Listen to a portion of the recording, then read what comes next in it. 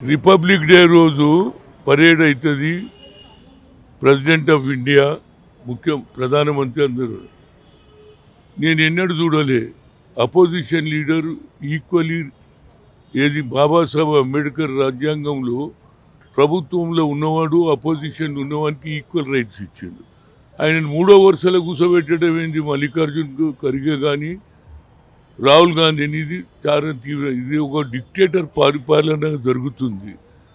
అన్ని independent organisation, election commission కానీ, CBI కానీ, ఈడీ కానీ అన్నిటి మీద కూడా దౌర్జన్యం. ఆఖరుకు పర్సనల్గా ఏదైతే అంబేద్కర్ రాసిన రాజ్యాంగాన్ని తుంగలు తొక్క డిక్టేటర్ పరిపాలన అవుతుంది. ఇది మంచి పద్ధతి కాదు, మార్చుకోవాలి.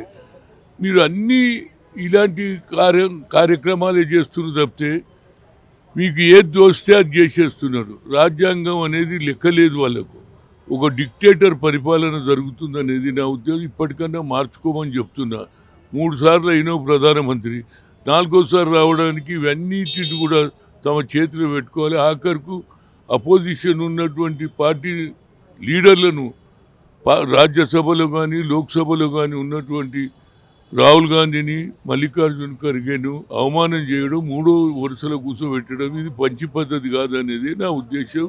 దీన్ని నేను ఖండిస్తున్నా. ఇది ఒక డిక్టేటర్ పరిపాలనగా కొనసాగుతుందనేదే నా ఉద్దేశం. అంటే మీరు కేంద్రంలో బీజేపీ హిట్లర్ పాలన అని చెప్తున్నారు కదా, అటువైపు కేంద్రం బీజేపీని హిట్లర్ పాలన అని చెప్తున్నారు కదా. అవును, ఆర్ఎస్ఎస్ బీజేపీగా మహాత్మా గాంధీని చంపిన వాళ్ళు నిక్కర్ ప్యాలెస్ ఉంటే ఏముంటుంది? దేశానికి స్వాతంత్రం తెచ్చిన జాతిపితరికే అవమానం చేస్తున్నారు. వాళ్ళకు ఒక ఆలోచన వచ్చింది, ఏడ కనిపించద్దు, ఏది అపోజిషన్ లేకుండా చేయాలనే మనస్తత్వం మంచిది కాదు. రాజకీయాలు ఒకసారి గెలుస్తారు, ఒకసారి.